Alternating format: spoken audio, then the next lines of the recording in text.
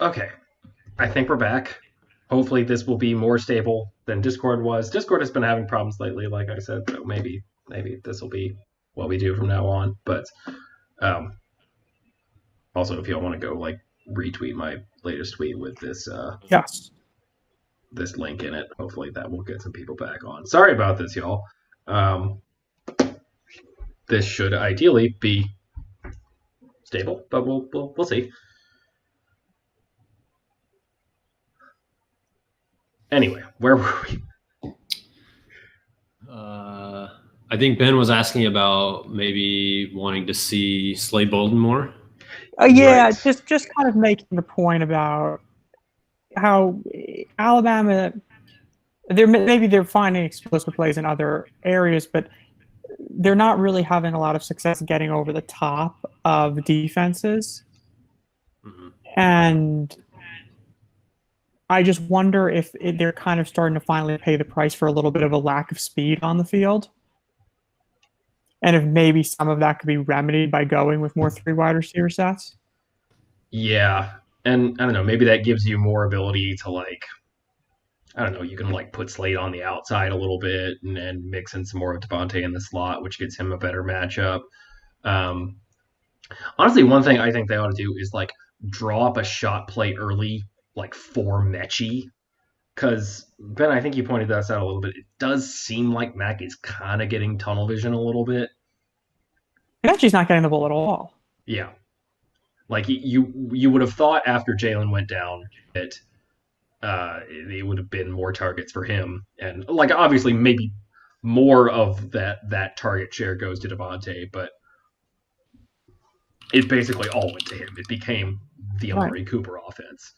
Um, and I think just like, I don't know, like get a play like that early to get, kind of remind Mac that like, hey, like, Mechie's not a burner. He's not nearly as good as Waddle or Smith, but like he's still like when he got the opportunities, like matched up, especially when they, run those switch releases and get him on like a safety or somebody, like he burned guys at Texas A&M. Like he can beat a guy downfield. You can generate explosive plays going over the top to John Mechie. Um, so it, you know, I think that would be a good idea to start out with. I am sort of torn though because like as much as they've gone to 12 lately, like is this a game where like you just try to like get a lot with the defense that Ohio State plays? Do you try to get a linebacker matched up uh, on Billingsley of the Billingsley. seam a lot? Let me ask you guys a question about Billingsley. I like Billingsley a lot. I mean, he's obviously very athletic. I am wondering. I had the thought the other day that maybe he's becoming a little. I don't want to say overrated because it's not like people are going out and like gushing about him all over. But I do feel like there's this idea that he's this really big weapon for them at this point. And I'm not sure I agree with that because I was trying to think like if I've ever really seen him create separation against in like a man on man situation. Because I can remember some very impressive contested catches that he made where he didn't create any separation. And I certainly remember plays where they've gotten him wide open for touchdowns, including one against Notre Dame. But I'm not sure that I can really think off the top of my head of many times where he's been one on one, even with a linebacker, and he's really created a lot of separation on his own. Yeah. Um, and like he's not OJ Howard. He's not. I don't know. To draw an example of something that might be relevant right now, he's not the sort of player that you turn down like re-recruiting Eric Gilbert because you have him on the Yeah. roster. Um, but like he's a very athletic tight end, and he's a surprisingly good blocker for how relatively small he is for the position. But like, yeah, people are talking about him like he's like Alabama's discovered this like elite weapon, and he's a nicer piece at receiver than any of the other tight ends they have on the roster. But I don't know. I don't think defensive coordinators are like losing a whole lot of sleep over him. I mean, I do think it's weird. Like, it's weird that he's not like I kind of agree. Like I've not been impressed by his ability to separate from whoever he's been lined up against. But that's kind of weird for a guy that they have like returning kicks and like running. I don't remember if it was like jet sweep or reverse or whatever that call was, but like somebody God. that they think he's apparently fast. Well, the funny part is that like with the kick returns, like I don't even know that the returns themselves have been bad. He's just like taking them out from 4 yards deep in the end zone. It's like, dude, you're a tight end, man. Why is he returning kick? Can somebody just explain to me why he's returning kick? Do they just not have anybody else? What's wrong with Brian Robinson or I think it's possible it's a hands thing. It could. Yeah, it I mean, might be. like it could just be they think he's the safest bet to catch the ball that they don't mind losing if he gets hurt. Like, okay, you don't put But the also just, Vontae like, back there. If it's going in the end zone, let it go. If it's inside the 25, catch it and take the fair catch. yeah, they gotta stop returning. Just stop returning kickoffs. Like nobody is returning kickoffs against them. Like everybody, like as much as they kick the ball to like the 5 yard line on kickoff, like everybody is taking that 25 yard line. I don't know why they're not doing that yet. Like I thought everybody it was else is doing it, just do it. Hilarious how the Notre Dame guy took like the first On the first kickback play, or whatever. Yeah. Got destroyed. It was like, nope. Never right. Yeah. Yeah. Never. Yeah. So I don't know. There's like I like Billingsley a lot. There's just like this weird obsession with him being. I don't know. It's like Sark saw like Kyle Pitts and he's like, I want my own Kyle Pitts. I want my own like all-purpose guy who I can use in all different ways, and not even like Kyle Pitts is returning kicks or anything, So I mean, so you're even going like a bridge further. I don't. It doesn't really make a lot of sense to me, but just generally speaking, like I would just like to see. I just want to see the ball spread around more. Maybe it doesn't. I've been waiting to find a defense where it's going to matter.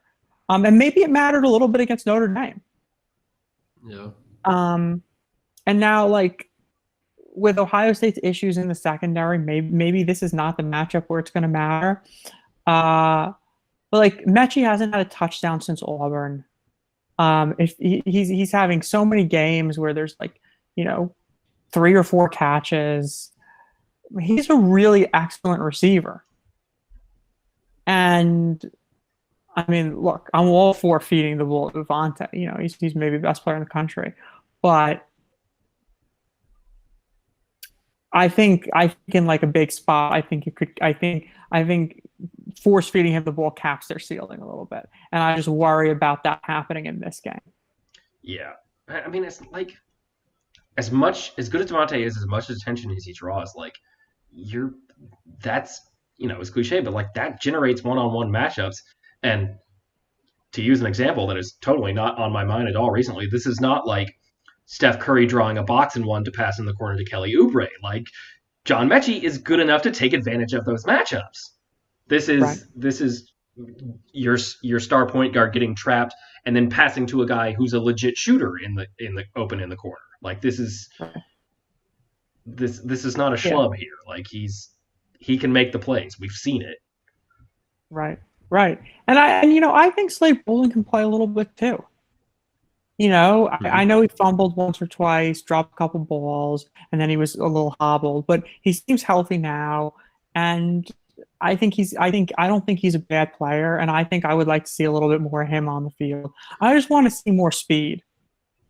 Yeah. I want to see. And if Waddle can play, and especially if he can play like a decent amount of snaps, and that problem will take care of itself, and they'll go back to being the 11 personnel team that they've been for years now. But even if Waddle can't play, or if Waddle can barely play, I'd still like to see more of that, especially if Ohio State is just going to sit back and play.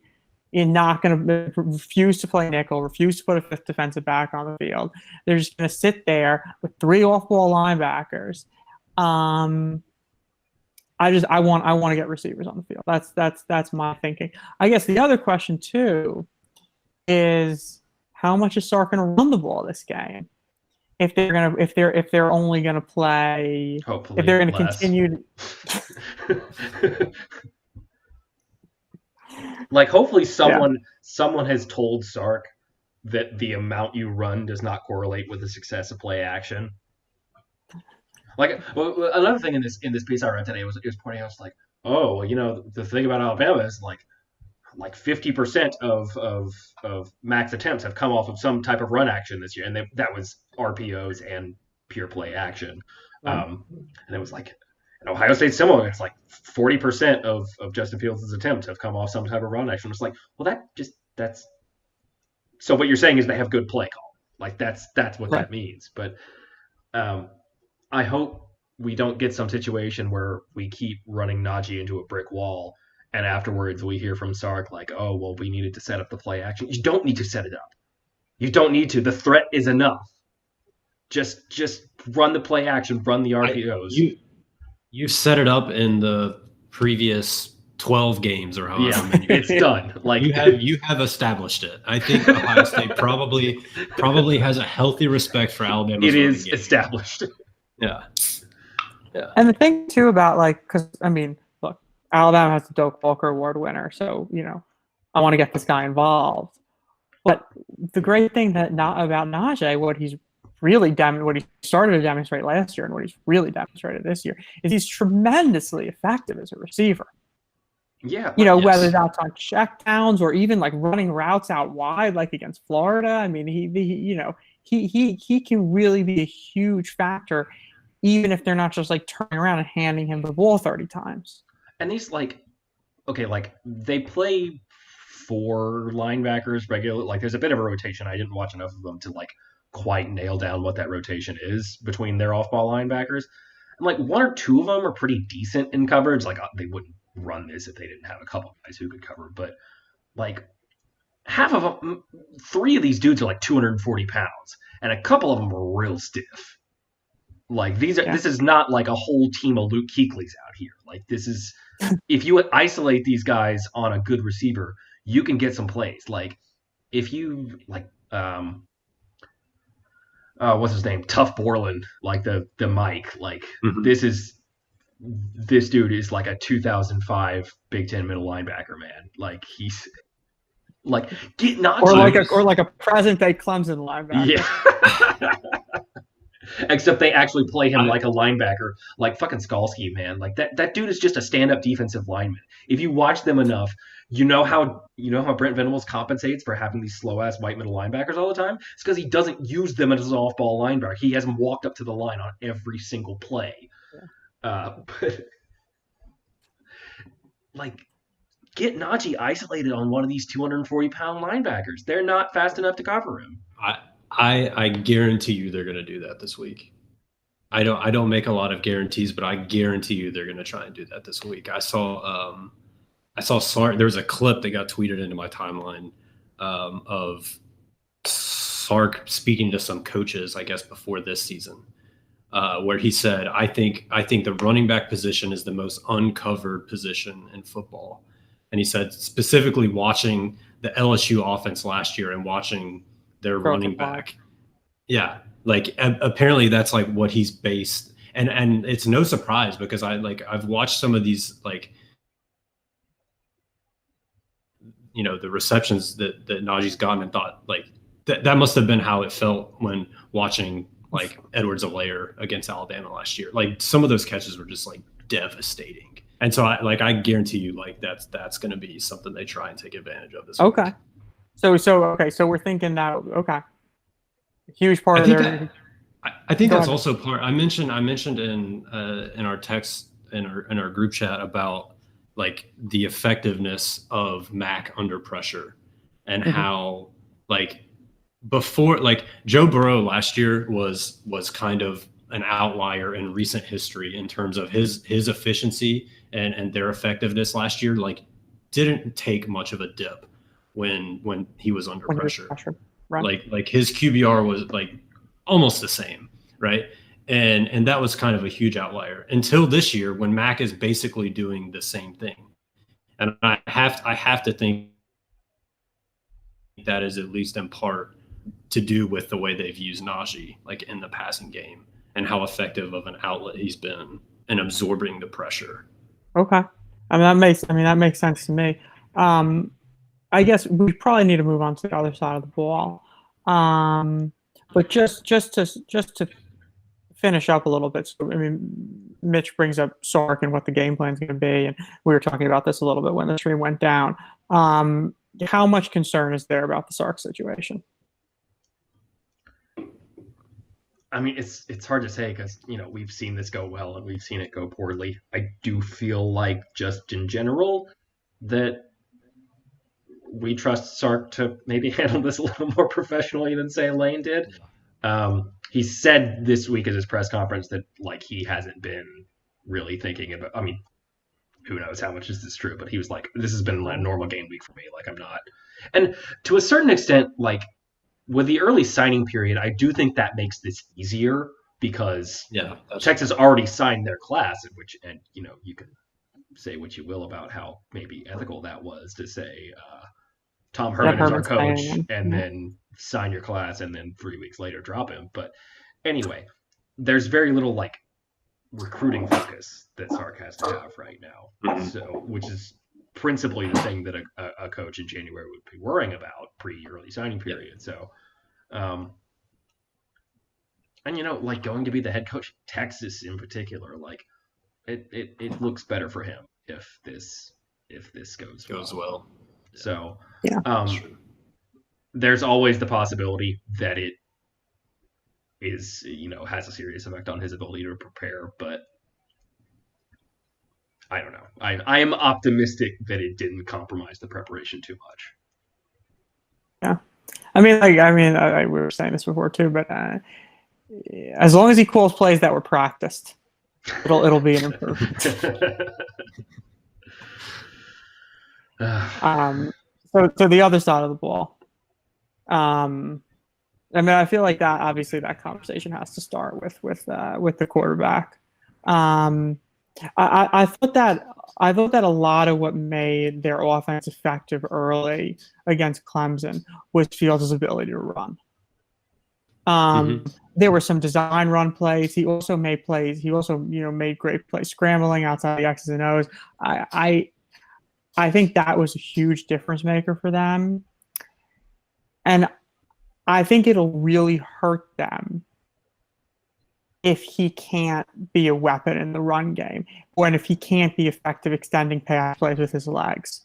And I wonder. I guess what I'm wondering is like if he is compromised. Let's even say that his ability to throw the ball isn't compromised at all. And he was like grimacing after every throw he made against Clemson. But let's say that but it certainly didn't look bad. It didn't affect the results of his passing, that's for sure. No, not at all. But let's say that he's fine throwing the ball. What do we think? If he's less of a factor in the run game, how much does that change how we think about how effective that Ohio State's offense is going to be? I think it changes a lot. It was a huge difference. We talked about this before, but it's a huge difference in their game against Clemson last year. That's a bit of a different situation because he was actually hobbled and couldn't run, as opposed to this, whereas, seems like he may have had a cracked rib or two, something like that. This is the sort of thing where you just don't want him hit because then you could lose him. So, it could be the sort of thing where maybe they pop it out here and there, but it's maybe just not going to be as much part of the game plan. But it's a huge, quarterback running is a massively valuable thing when you can have it. And if that element is totally or mostly removed from their game, then it evens up the numbers. It, changes what you can do in terms of RPOs and option runs. Like it's a big impact if he's not able to run like he did early in the game against Clemson. Yeah, I mean, if he's completely relegated to a pocket passer, that's like pretty significant. I mean, I still think they will try. At the very least, I think they'll still try to use him the way like Florida kind of used Trask, like in certain Okay. spots. Still try it. Still try. I mean, unless he's just like completely hobbled, which like I don't think this is the type of like I don't think it's going to be any worse for him this week than it was, during the game against Clemson. So Right. like, it's just a matter of pain tolerance unless there's something, we don't know about the injury. Um, but yeah, I mean, I think it's a big deal that like we shouldn't see them running with him often, and that he's not as much of a threat to, you know, break off a 30-yard run on some, busted play, right? Yeah. I That's not to say that like their running game is completely limited either, because Trey Sermon is pretty good, and their offensive line is plenty good enough. Yeah, Trey. I mean, that's been a surprise, right? Like, I mean, Trey Sermon didn't even come in the year as a starter. Um, and now this guy looks like a superstar. And I mean, granted, some of these plays he's run through big holes or whatever, and he's not being touched, but like he's making a lot of these yards on his own. I mean, he Yeah. really is, breaking tackles, making guys miss. I mean, he looks incredible to me, and I mean, it really like I don't know the skill that they have on this offense is intimidating. Like I don't know. I don't know how you could watch the game against Clemson and not feel like, okay, like this team is going to put up serious points against anybody, whoever they play. Um, and the Northwestern game is just a fluke, right? I mean, And that's just they still ran for 330 yards in that game. yeah, yeah. Um, so Mitch, you had said before that this is probably the most talented offense Alabama's ever faced. Yeah. And one of the best, if not the best. Yeah, I would say so. I mean, and maybe that changes if Fields is limited to being a pocket passer. I mean, maybe that like I think maybe what I should have said is that their ceiling when healthy is right. probably higher than any other offense they face. But I do think like a more limited Fields means Affects maybe that a they're lot. not. Yeah. Maybe they're not quite as good as say 2019 LSU. I feel like Alabama really needs Malachi Moore back and healthy for this game. I don't know if Saban provided any update on him. But especially with how much like they play Garrett Wilson out of the slot. If I also don't know. I don't know. I don't know who to expect to see at safety next to Battle this week. Yeah, because that was very like it was interesting because Saban said after the game that they specifically got DeMarco in there and at base safety because they expecting kind of a more physical matchup and they wanted to get him on there because he's like a hard hitter, and that could be because like Ohio State actually does run a lot of 12, and those tight ends are really really good run blockers. So something to be said for maybe getting the bigger, heavier hitting guy out there. But yeah, I don't know. You definitely want Malachi back.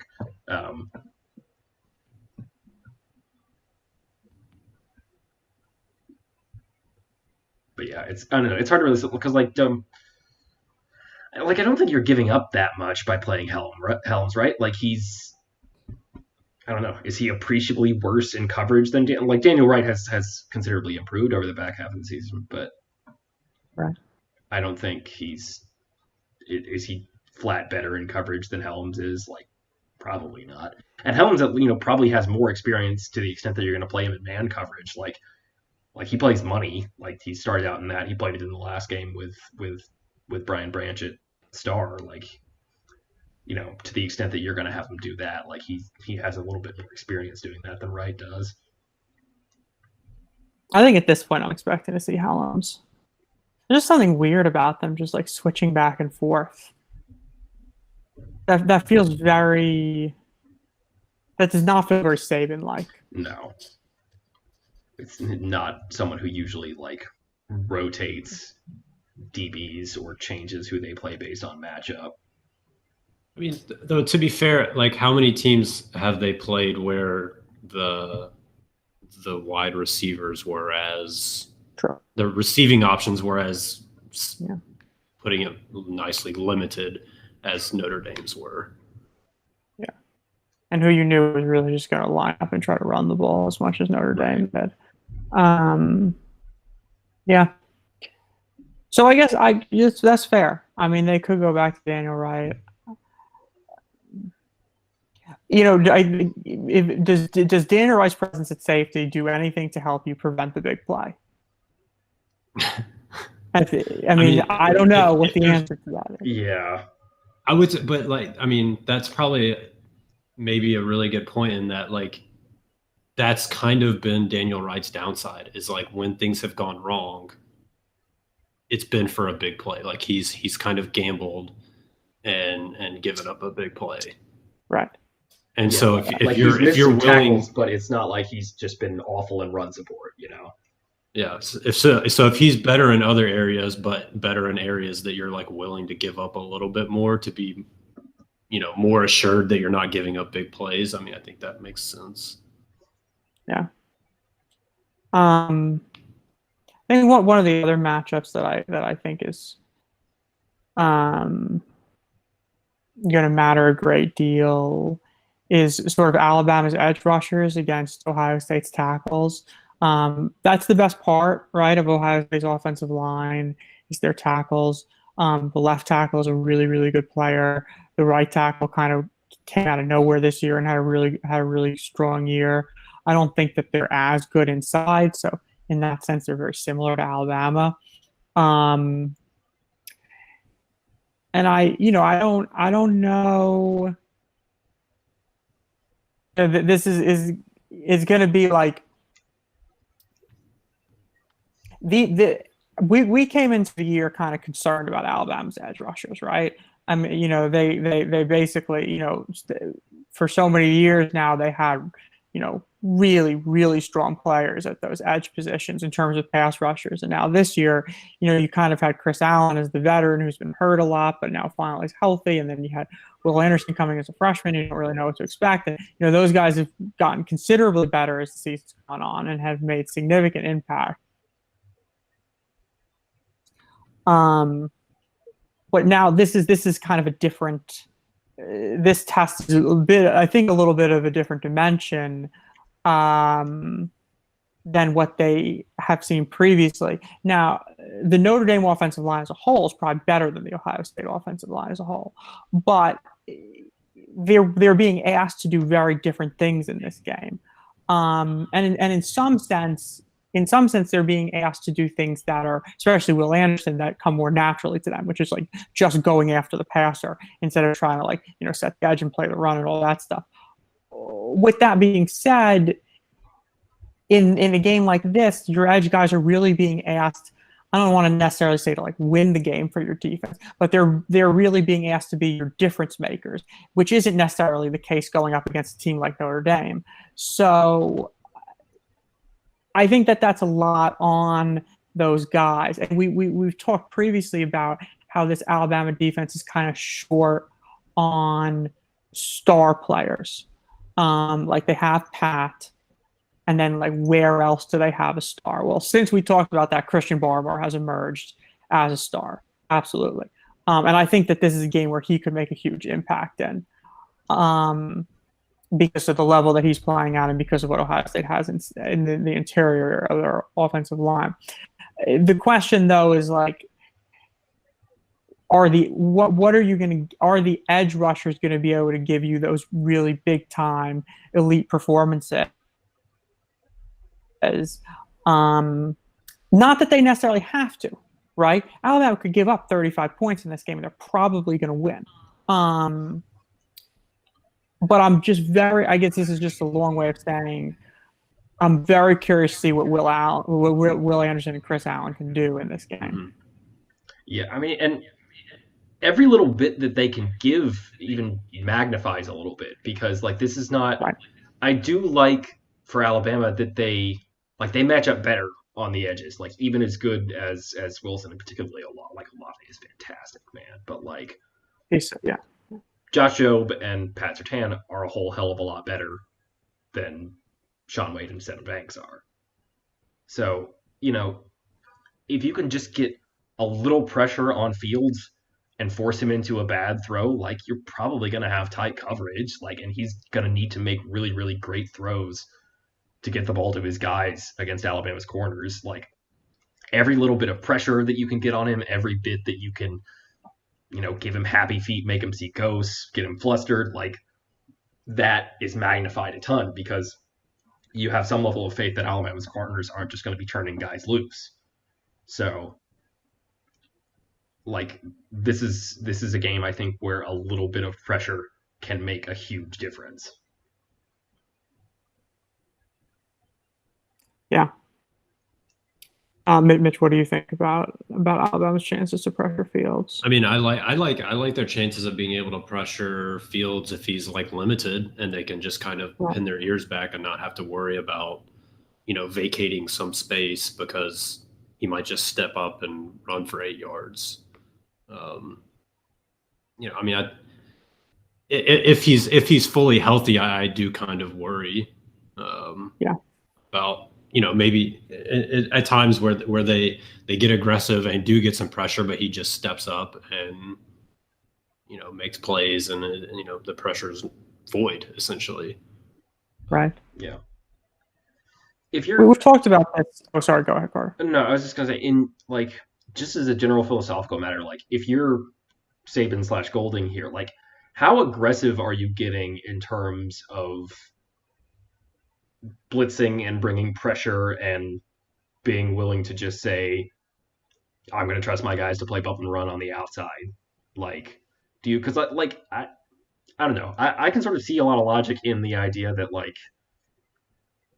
I don't know, bring Fields down, I don't know. I guess it's sort of the same with any quarterback, right? But get pressure on Fields, trust that and this is what Saban does, right? Like when his back is kind of against the wall when they're in situations where they're really high pressure, he just tells his cornerbacks to go out there and play on an island essentially. Like they do what they do and trust those guys to make plays. And sometimes it's backfired, but a lot of times it works. I mean, I think you want to start out right away just trying to find out how limited Fields is. I mean, they're definitely going to this is one of those games where if Alabama had a Reuben Foster or whatever playing inside linebacker, it would be. If they have an opportunity to get an early shot on Fields, there's going to be a little extra English on it, if you will. I have no doubt about that. Yeah. Yeah. Shades of 2017, Deshaun Watson. Yeah. When Reuben got that first hit on him. Yeah. Yeah. But part of my answer to the question about how much pressure do you look to bring? I worry about, and again, this is something we've covered before. I'm worried just about how effective the pressures are with the inside linebackers. And I just, I love the idea of bringing pressure. If I feel like I worry about the odds of success.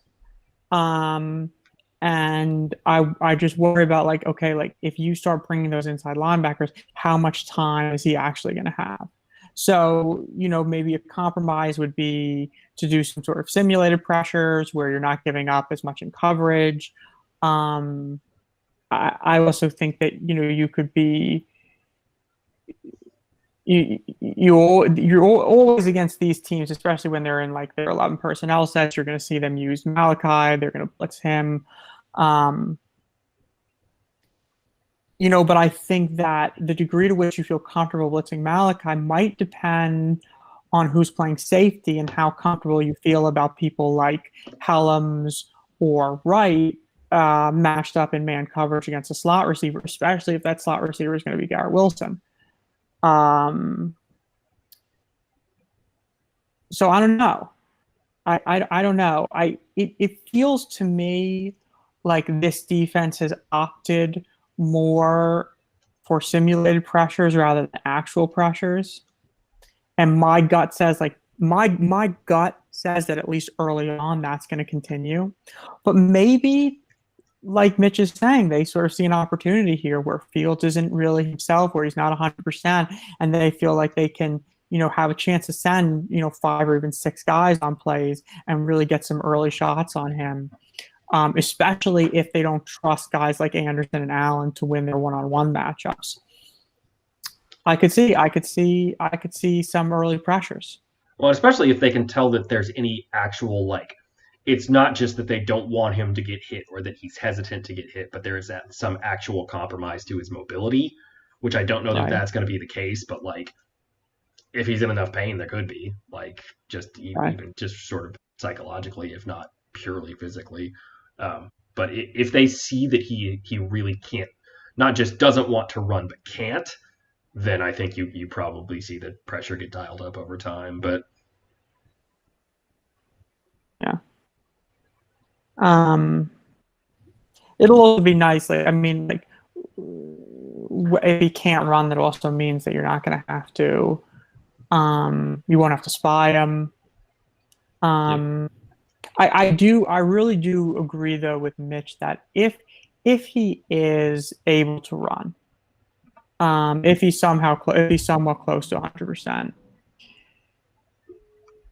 I think this could be a game where you could see Alabama, where the defenders get out of their rush lanes somewhat frequently, trying to make plays here and get burned by Fields on the ground. I think that's a significant concern. How do we feel about the inside linebackers coming into this game?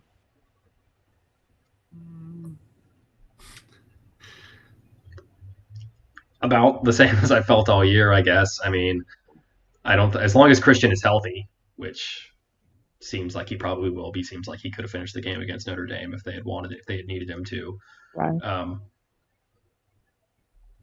But I don't know. They're going to make some plays, Christian especially, and they're usually going to be in the right spots. But I don't know if it's going to be, like a 2016 Reuben Foster, where one of those guys just is capable of blowing up the game. I felt like we got some clarity on Dylan Moses' situation a little bit this week. Maybe worth talking about, and it's not Ohio State specific. I think that there's often there's expectation with these guys where they're back from injury, and it's like, okay, they're back from injury. Especially if it's not if it was an injury in the previous season, and they participated in the camps in the off season, and now they're back playing, and it's like, okay, well, they're back, they're healthy, they're good to go, and it's like, well, not necessarily. The guy could go in an MRI machine. An MRI machine would show absolutely nothing, but it doesn't mean that he's actually fully 100% ready to play, big time, high level college football. And it also doesn't mean that he's not going to feel pain. Yeah. There's a difference between cleared to play and totally back to what you were before. Right. Yeah. Well, in particular, he said something, I think he may have clarified today. I don't remember if this was in the actual text of the post or not, but he spoke today at the press conference, and he said something about he felt really good the first 2 weeks, and then he started to experience more pain in it over the course of the season, which stuff feels like. Remember when we talked after the Missouri game? He looked great in that game, and we were these inside linebackers are going to be so good. Dylan's back, Christian was amazing, flying around the field against Missouri. Yeah, that could. I don't know. Just gotta get him some of that deer antler spray for this game. Just one game, man. Just let him play pain free. If there was ever a game to pull out all the stops,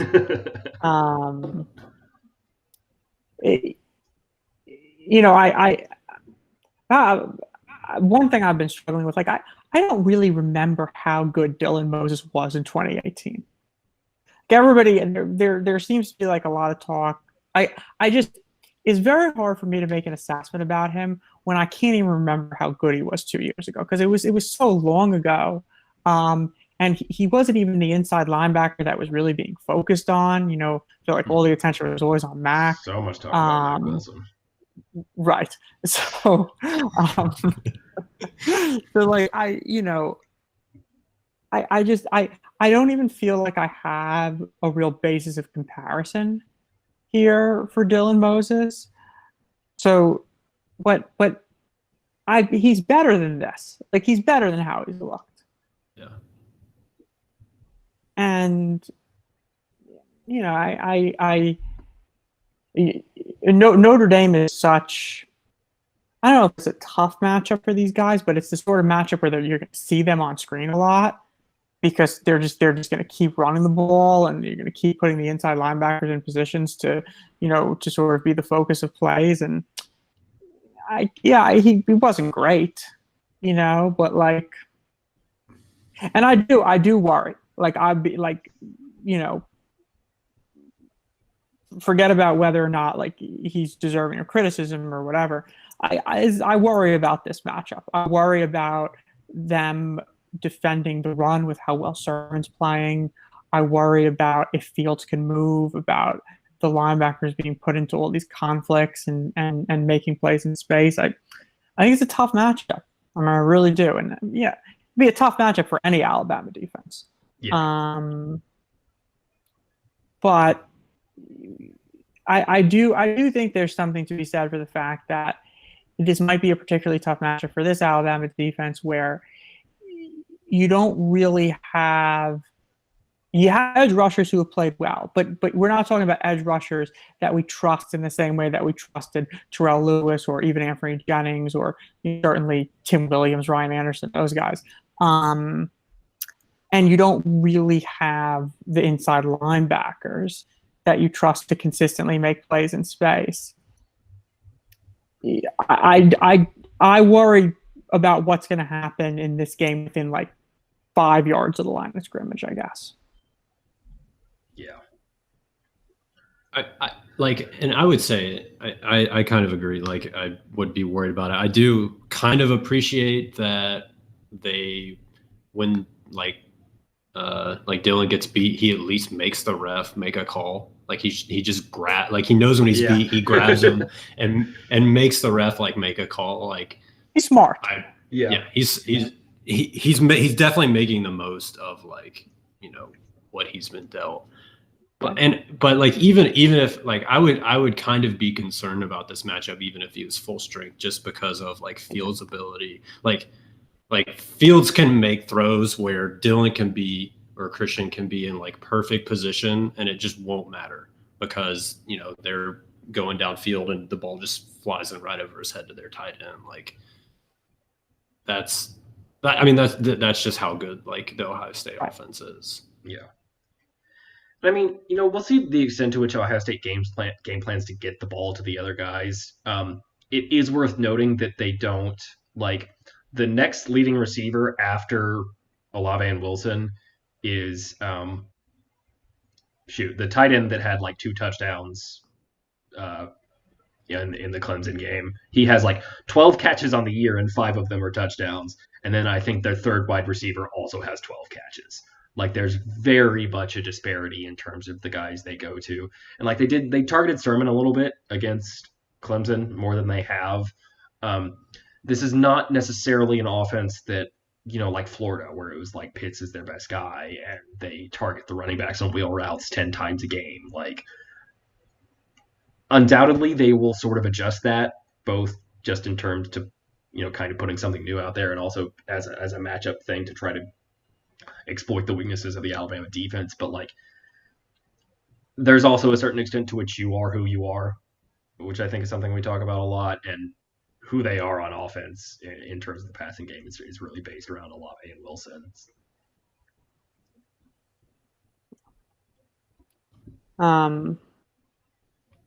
Anybody have any more thoughts they want to share about Anything with this matchup or I anything with I the state find of it the I find team? it kind of funny. All the Alabama fans that were so relieved that we weren't playing Clemson after watching that game. Like, oh, Yeah. thank goodness we don't have to play Trevor Lawrence Like you watched and Ohio that State Clemson do that and offense. you feel better? Yeah. Especially after most of these people were probably the ones complaining about, the Ole Miss game or like, the types of things that Yeah. this Ohio State offense is built to exploit. Like It's strange how underrated Ohio State has become. I guess it's in large part because of the number of games they've played. and then they And just kind also of because of the sleepwalk through them. Yeah, and like they yeah, really did play like not so great in a lot of those games. Like they weren't like that. Clemson performance was a total outlier, and not in terms of like they are obviously capable of that. They could do it again, but like that was by far the best game they played this year. That was by far the best Justin Fields has ever looked at his entire career. Like that was like his ceiling is obviously tremendously high. He has an insane amount of talent, but he's never done that before. Like that was unbelievable. And that sort of leads into like I don't know. I feel weird talking about like motivational and psychological factors leading into a game like this because obviously they matter a ton, but they're so hard to predict. There's so little way of knowing.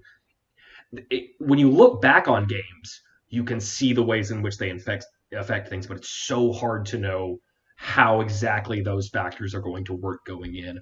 I do feel like there's a chance that like because they wanted that game bad against Clemson. Like they got beat by them last year. They were upset about it. Like the bad calls went their way. Like it felt like bad calls went against The them, I whole should say. number 11. Yeah.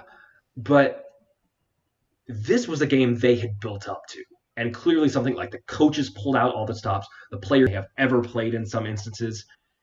And when you do that, sometimes it you can kind of burn yourself out a little bit. Like this happens. Mitch, the thing I always think about this was in like I think it was maybe our sophomore year when we beat Hoover, when Vestavia beat Hoover in like the quarterfinals, and then we were just like we did it, we beat Hoover, like we've done it, and then we just got absolutely wrecked by Spain Park on our own field in the semis. Yeah. Like they like who was not a better team than Hoover. No. Yeah. So like and maybe this is just wishful thinking, but there's a part of me that really wonders if Ohio State kind of spent themselves like emotionally and tactically and kind of preparation wise. Like they built everything up to that game. And now can you come do that again against a team that is probably better than Clemson is? Like maybe you like clearly you have that level of performance in you, but like it's really hard to pitch a perfect game and then come out the next week and pitch a no-hitter. Like there are definitely some like externalities working against Ohio State here, right? Like this idea about maybe they really got up so much for the Clemson game, and now they have to do it all over again. There's the Fields injury situation. There's the COVID situation amongst the defensive line. Like there are some things, probably all the things that are not really matchup specific or all matchup on the field stuff do seem a little bit to be working against Ohio State, and I think that helps Alabama. And I like this one is even more squirrely, but like I do feel like this Alabama team is like even for an Alabama team is like a very kind of business-like one, you know? Yeah. Like it feels like they've had something to prove all year, and like they have been perhaps more so than other Alabama teams very much Sabanized in terms of the mindset they take about how they approach games and about how they approach preparation. And like you can't I don't know. You can't just say like, oh, it's Saban, it's Alabama, like they'll be ready. They've maximized their focus, but like this feels like a situation to me more than any where they'll be dialed in. And I don't know. Like maybe Ohio State will be, but I don't know that, and you don't know for Alabama either. But if I had to guess, it sort of feels like a game that Alabama will be more mentally ready for. Okay.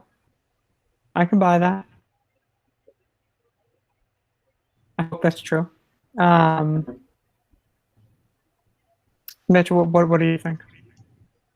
Yeah, I agree that like there are a lot of unknowns to this game, maybe more unknowns than I can remember coming into like any single game that we've ever talked about.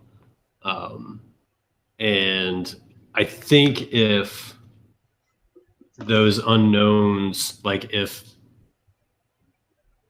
Ohio State was going to have all their guys, and if Fields was going to be completely healthy, or at least healthy enough to be an effective runner, and if they're like able to find some motivation to at least match, what we expect Alabama's motivation to be, I think this game could be like a coin flip. Like I think this could be like, it could be like a complete shootout type thing, and depending on how Ohio State would want to play it, I mean, they may take the Brian Kelly Jimbo approach and try and play slow, even though I don't think that's necessarily in Ryan Day's nature. That does seem to be a somewhat effective strategy in, minimizing, but that's typically not a strategy that a not outmatched team has to employ. Yeah, I don't think Ryan Day is going to see himself as the underdog here. Right. Yeah. Or at least not a significant enough underdog to like. So he comes in knowing that if they play as well as they can, they are fully capable of matching or even exceeding Alabama. This is not like a real talent deficit kind of thing. And all that to say, I think that he, if they're having success, they're not going to draw, like they're going to try and score, and Alabama's still going to have opportunities to kind of keep matching. And I expect they probably will, barring, I mean, there's always the possibility that Ohio State's D-line is as good as we saw and as effective as we saw against Clemson, but I don't know that should quite be the expectation. Anyway, long-winded way of saying it's anywhere between a coin flip and a pretty comfortable win for Alabama. Because like if they're missing even a few key guys on the D-line, like which kind of seems like it might be the best case scenario, that's gonna be like a significant loss. Yeah, for them. That and really I think it's a huge. Yeah, I tweeted this today, and I really stand by it. If they really are hurting along the D line, if they're missing even like 2 or 3 key players, like Mitch was saying, I don't see how they can win the game, because I just don't see how they can get stops, or certainly enough stops to win. Like if they're missing guys along the defensive line, it's very difficult. I would think there's a decent shot that an Alabama team who's keeping the offensive pressure on them all game could get into the 50s. Yeah. And I mean, the way they win this game is by getting consistent pressure on Mac. And if they're severely compromised on the defensive line, then they're not going to do that. Yeah. Do we think Waddle plays? Yeah, I mean, we've had this. We said that like when guys are like, because Saban said today he's a game time decision, and we like to think that Saban. We were saying the other week that we think that Saban's kind of predictable here, or we were saying this for the Florida game that we think that Saban's kind of predictable. So game time decision. He probably plays. Yeah, but I don't know how big the role is going to be. Like. If he could he plays too. If he could give me 20, 25 snaps, like, yes, like my confidence in Alabama winning this game goes way up. Yeah. Mitch, do you think he plays? I don't have any like this would be like Terrell Owens type comeback, right? Yeah. That's a good comparison. That's a very good comparison. I don't remember what year that was. The 2000 Super Bowl to the 04-05 season. Yeah. Okay, I was gonna say 07. I would have been way off. Yeah. Yeah, I mean that's. I feel like that's the only like prior information I have, and so like I mean, I But don't there's know a that he's college quite there, to. right? It's I love Waddle, and I think if he feels like he can contribute, he will do his best to get out there and play. But I was reading like I read a few comments that were like, this is the type of injury that like is truly like a day-to-day thing, like where you wake up and there are some days that like you feel healthy, and there are some days you wake up and you feel like you can't even get out of bed with it. Okay. And maybe it's one of those things where they can help him feel like he can get out of bed with some stuff, and maybe that makes it Some more of that likely. Justin Fields stuff. Yeah. Yeah. The good stuff that Fields got at halftime. I you know, whatever the consensus is, if it's a coin flip, I would slightly lean in favor of him playing. Yeah. That's how I feel too. I feel like these guys usually play. And like for this, he's gone after this. Like, right. Yeah. If he plays, it's gonna be his last game, and it's the national championship game. Like if he feels okay, and if they feel like he can contribute, he's gonna play. If it's just a matter of pain tolerance, I have to think he plays. Right. But if there's any risk of re-aggravation or of, seriously injuring something because he's overcompensating in some way because of the pain, then it's like, okay, that's a different story. But if it's just about like, can he tolerate pain and the discomfort, I got to think he at least gives it a go. Yeah. Yep. Prediction and time? He hasn't won. Yeah. Yeah, no, he's got to get his. Yeah. That's right.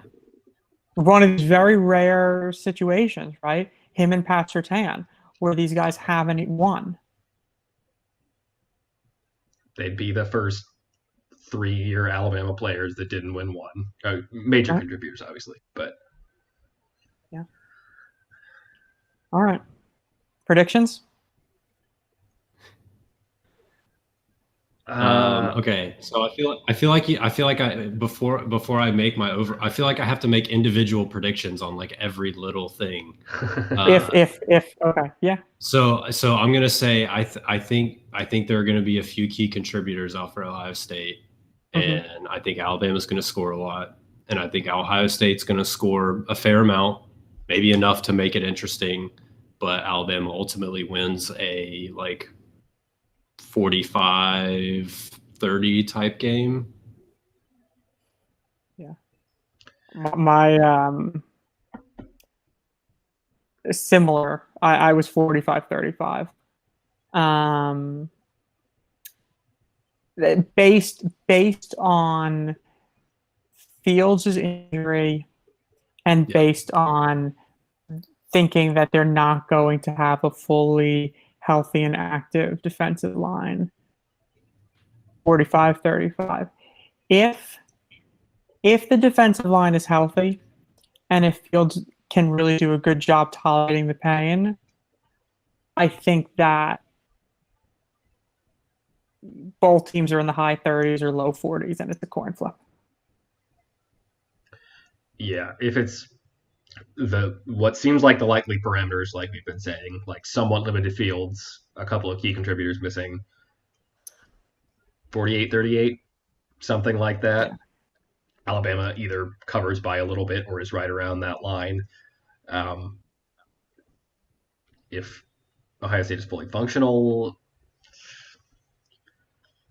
45-41, 42-38, something like that. Like I still feel like Alabama is the better team and wins a fully healthy matchup. At least is more likely to, like when it's that even, like you're not surprised by the result either way. But yeah, I do. I think not having Landon hurts more than I anticipated. Yeah. I would. if they had him, I would feel that it's still close to a coin flip, but I'd be more confident in saying that Alabama is definitely the favorite. Not because any one player is all that impactful, but because I think that Landon's absence creates a potential mismatch, which then, of course, is mitigated if Ohio State doesn't have their guys. But I just wanted to flag the fact that I really do think that has become a very significant injury, more so than I anticipated, a week and a half ago or whatever it was. Well, all right. I think that's it for us this week. Thanks for those of you that are here for sticking through our technical difficulties. Yeah, this is it. This is for all the money. Hopefully, we are playing a game on Monday night and not, waiting another week or whatever. But hope for the best and roll Tide. Okay. Roll Tide. All right. All right. I got to run off.